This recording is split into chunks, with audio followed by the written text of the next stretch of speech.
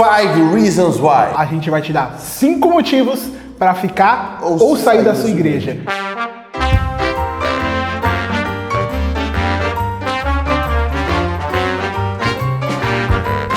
Tem dois polos bem distintos acontecendo. Tem gente que permanece na mesma igreja a vida inteira, independente do que aconteça. Isso até é bonito, até pode parecer legal, mas às vezes a pessoa ela fica num lugar sendo muito prejudicada ou prejudicando muito alguém. E também tem o outro polo, que é a pessoa que não marca território nenhum, ela não fica em lugar nenhum, ela está o tempo todo pulando de igreja em igreja. Galho em galho. E para você saber disso, primeiro, 5 motivos ou 5 sinais de que você precisa sair dessa igreja onde você está. Primeiro motivo ou sinal, se a pregação nessa igreja ela é muito antropocêntrica. Então se você vê que a pregação desse pastor da sua igreja, ela fala muito de homem, das coisas do homem e de ganhar as coisas, das coisas dessa terra e muito centrada em você conquistar, em você conseguir, em você ser nas suas emoções e fala pouco de Deus, pouco da salvação do homem, pouco do arrependimento de pecado que precisa ser falado, isso é um sinal que você precisa sair da sua igreja. Sim, porque não tem jeito. Se a pregação é voltada sempre para o indivíduo, sempre para você, do seu bem-estar, da sua paz, do seu sucesso, da sua vitória, está faltando muito no evangelho. O segundo ponto é um louvor voltado para o emocional, onde se apela a frases de efeito. Eu não sei como você saiu da sua casa hoje, como você está aqui. Sabe, se apela muito para o emocional. Lá menor com sétima. Lá menor com sétima. Acorde com meio de minuto. E é onde o Espírito Santo desce mesmo. Não. Se o louvor é voltado muito para a emocionalidade, se uma vez eu estava numa igreja que o cara falou assim, você sabe por que o Espírito Santo é bom? E eu estava tocando teclado, eles pediram para eu tocar, eu estou lá no fundo ali tocando teclado. Sabe por que o Espírito Santo é bom? Ele é bom por causa de você. Eu o quê? Mano, você tá louco. Então é isso, quando você tá numa igreja que o louvor é emocional demais.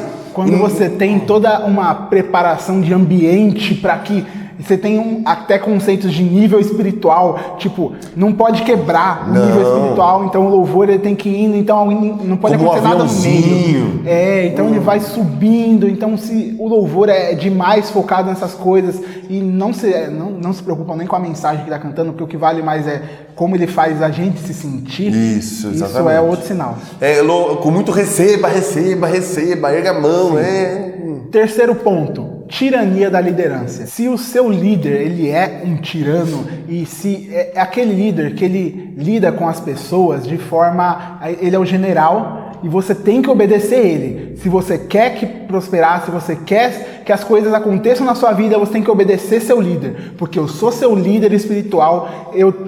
Deus colocou um manto espiritual sobre a sua vida que eu que comando e você tem que me obedecer, senão Deus vai mandar as pragas em cima de você. Se você está numa igreja onde o argumento da autoridade espiritual é constantemente usado, não é um lugar para você ficar. Se você já ouviu do seu pastor a seguinte questão, olha, mesmo que o seu pastor estiver errado, você tem que obedecê-lo, porque primeiro Deus vai tratar com o rebelde, entendeu? Se você já ouviu isso, repensa, porque esse não é o Espírito de Cristo, que considera o seu próximo como superior a ti mesmo. Jesus ele disse que ele veio para servir. Então, quando os pastores querem ser mais servidos do que servir, e lembra, uma liderança tirânica retroalimenta uma igreja infantil, que retroalimenta uma liderança tirânica, que retroalimenta uma igreja infantil, e esse ciclo nunca mais se quebra. Então, se está numa liderança tirânica, sai daí. Money, money, money, money. O quarto argumento é dinheiro. Se a igreja tem uma pregação, antes da pregação, para pedir dízimo e oferta, sai daí. Se você ouve o argumento do seguinte, olha, para mover a mão de Deus, você precisa ter um ato de fé, e esse ato de fé é dar dinheiro, sai daí. Não é errado dar dinheiro na igreja, é certo dar dinheiro na igreja, como um colaborador do trabalho feito ali. O trabalho tem que ser mantido, a igreja tem contas a pagar. Sim, e você está comprometido com aquele corpo de Cristo, então dê sim o teu dízimo, a tua oferta, a tua contribuição, do modo como você colocar no seu coração. Mas se a mão de Deus para ser movida precisa do seu dinheiro, significa que nós não adoramos a Deus Pai de Jesus Cristo, nós adoramos a Mamon. E se é colocado também aquele medo de, se você não der, e aí você tem que deixar de pagar a conta na sua casa, mas tem que dar o dízimo na igreja, porque se você não der, Deus vai descer com um devorador, com um migrador, com anador. Quem não dá na igreja vai dar na farmácia, no mecânico. Vai começar a ficar doente, não sabe por quê. Então assim, gente, a relação de dar dinheiro na igreja é relacional, é lindo, é louvado nas escrituras. Jesus Cristo encoraja, os apóstolos encorajam. Então, contribua financeiramente na igreja onde você está. Mas se você está num lugar em que fica pregando isso, e tudo que é feito envolve dinheiro, então, irmãos, repensa. Não é um lugar bom para estar, não. Quinto ponto, se a sua igreja tolera falso profeta. Tipo Benihim. Se as referências são só esses falsos profetas, se a igreja não tá tudo bem e aceita essas palavras, não, porque um pragmatismo de tipo, funciona, você pode falar o que você quiser dele, mas ele está fazendo, olha quantas pessoas estão seguindo. E se a sua igreja tolera esses caras, ou tem esses caras e levanta esses caras no meio para pregar, para pegar e falar da palavra de Deus, não é palavra de Deus coisa nenhuma, sai daí. Então o pastor começar a citar esses caras totalmente duvidosos, se ele falar da última pregação que ele assistiu do Silas Malafaia, sai daí. O nosso pastor citou Nárnia, do C.S. Lewis, citou O Senhor dos Anéis, né, e tal, mas ele é muito diferente, cara, né? Então assim, sai daí se a tua igreja tolera falsos profetas. Porque é Deus quem é contra. Ele fala, eu tenho, porém, contra ti, que tolera os falsos profetas, tolera Jezabel. É uma das 7 cartas que ele escreve. Inclusive, vamos aprender como funciona o Império das Trevas, para nós sabermos como batalhar contra eles. Não. É isso, daí pra frente. Como é que é o rapaz lá do Nami? Isso mesmo. Vamos fazer estudo de batalha espiritual. Parece ser bom, mas isso vem recheado de conteúdo não bíblico. E olha só, de verdade, Jesus, numa das 7 cartas do Apocalipse, vai contra a mulher a Jezabel tolerada, porque ela queria ensinar as coisas profundas de Satanás. Então, isso é falso profeta. Sai daí. Sai agora. Não espera acabar o vídeo. Sai pro WhatsApp. Eu tenho que ir lá fazer reunião, ele quer conversar. Não. Só me pergunta, mas eu preciso ir lá conversar com o meu pastor, você não vai me amaldiçoar. Tem que pedir a bênção dele. Cai fora. Cai fora. Você não vai conversar com um lobo pra ele não te matar. Ô, lobo, eu vim aqui, não me mata. Não, você só sai. Mas é autoridade. Você não entendeu nada do que eu falei. E tendo falado das 5 razões pra você sair da sua igreja, agora a gente quer te dar 5 razões pra você ficar na sua igreja. Pregação da palavra parece lógico, porque todo mundo diz que prega a palavra. Na verdade, muita gente prega a Bíblia e não prega a palavra. A diferença, é claro que ela é conceitual. Pregar Bíblia implica pregar trecho, né? Pregar palavra significa pregar projeto. A Bíblia, a revelação da palavra de Deus é um projeto. Se a sua igreja, o pastor prega o projeto, a concordância em Cristo, se ele prega a cristocentrificação da igreja, se ele prega prática das boas obras, se ele prega misericórdia, se ele prega compaixão, perdão, se ele prega dos conceitos que são elementares à palavra de Deus, fique nessa igreja. Mesmo que você não goste muito do louvor, mesmo que você não goste muito de uma coisa ou outra, mas uma igreja que prega a palavra de Deus, o evangelho, do modo mais sincero que ela consegue, permaneça aí, mesmo que com divergências. Se você consegue olhar para a pregação do seu pastor e comparar com a pregação de Cristo, com a pregação de Paulo, com a pregação de Pedro, com a pregação de João e falar, olha, é parecido, eles estão falando da mesma coisa, fique. Porque vai ser difícil achar uma igreja que está pregando a palavra por aí. Hoje em dia está bem difícil. Mesmo que, mas não canta, bate palma, eu gosto de bate palma. Ou eles batem palma demais, eu não gosto que bate. Mesmo que tenham costumes que você não gosta, que são pessoais, mas não importa. Uma igreja onde a palavra de Deus é pregada com clareza é um lugar para se ficar para sempre. Sim. Porque eu acredito, esse é o primeiro ponto, porque penso eu que em diversos aspectos ele é o mais importante, porque sem ele os outros não são possíveis. Segundo ponto, louvor que exalta a Deus. Se o louvor nessa igreja que você tá é cristocêntrico, canta sobre a graça, sobre os atributos de Deus, sobre aquilo que Deus fez, sobre aquilo que Ele faz em salvação. Nós. Se fala sobre o trabalho dele, se fala sobre isso, é um sinal que você tem que ficar nessa igreja. Muito. Porque muita igreja tá pregando, tá louvando um monte de coisa,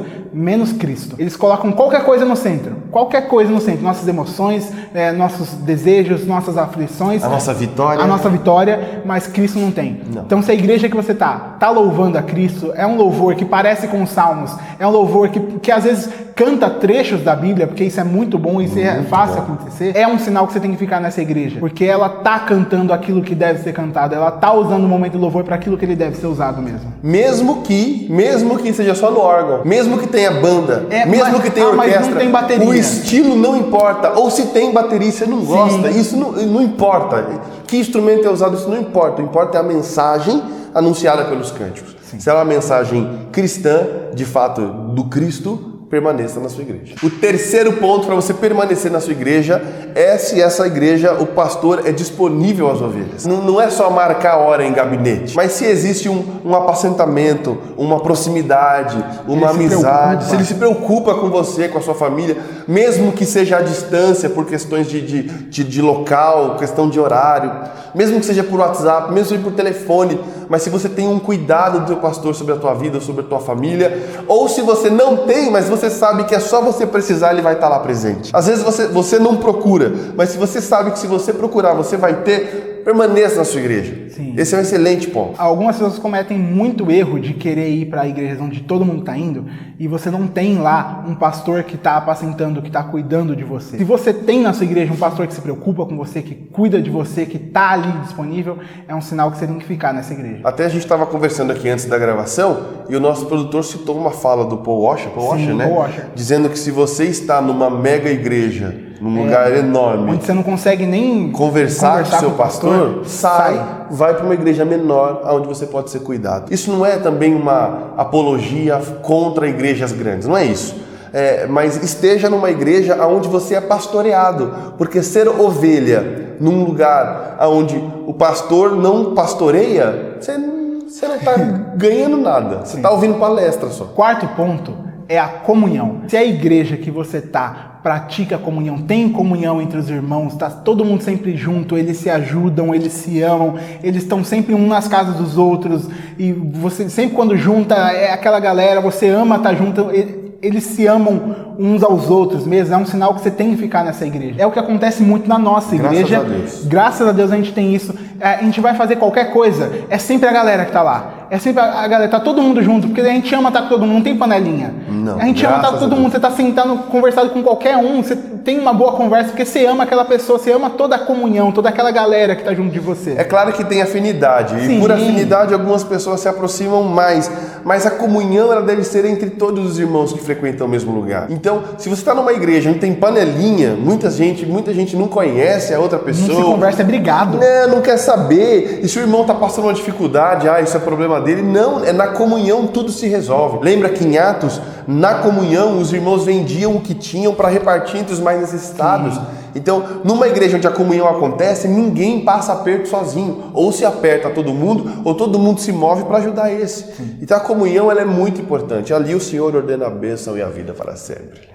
O quinto ponto, muito importante também, é uma fé operosa, conforme Tiago. Mas do que eu estou falando? Estou falando de uma igreja que movimenta a sua fé para produzir justiça, para se mostrar pacificadora, para se mostrar reconstrutora de muros e de veredas, assim como está lá em Isaías 58, quando fala do jejum que Deus quer. O jejum que Deus quer é quando os cristãos, os filhos de Deus, aqueles que chamam pelo nome do Deus vivo, manifestam a sua fé para o bem daquele que é injustiçado, daquele que sofre, para o bem dos enfermos nos hospitais. Então, esteja numa igreja que visita hospital, que visita asilo, que distribui sempre que pode roupa para quem está com frio, que tem uma organizaçãozinha ali para fazer cesta básica para quem tem fome. Por que isso é importante? Isso é importante porque esse é o papel do cristão. O Evangelho vai ensinar que você não diz para o faminto, Deus te abençoe. Você dá a ele de comer e depois você prega a palavra para ele. Uma igreja que não faz nenhuma obra social, que não se preocupa em fazer as obras no lugar onde ela está, ela não é uma igreja. Não é um ajuntamento de gente lá. Uma mas não é igreja, porque a igreja tem que fazer a diferença no lugar onde ela está. Então ela está num bairro, ela vê que tem uma necessidade naquele lugar, ela vê que tem uma necessidade na cidade onde ela está, ela vai juntar a galera e fala, ó, por exemplo, estamos no inverno, precisamos juntar roupa para poder dar para as pessoas que não têm, tem gente passando frio. É uma igreja que se preocupa em ajudar não só os membros de dentro, mas as pessoas de fora também. E olha, independente se você é pentecostal, neopentecostal ou reformado, você precisa entender uma coisa.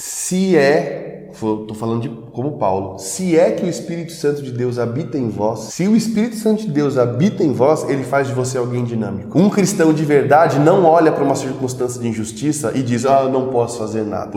Um cristão de verdade olha para qualquer circunstância e pensa, eu posso fazer alguma coisa. Pode ser pouca, pequena ação ou pode ser uma mega ação, isso não importa. O que importa é que você obedeça a palavra de Deus, segundo o apóstolo Tiago, que diz que a verdadeira e pura religião é estar com os órfãos e com as viúvas e guardar-se da contaminação do mundo.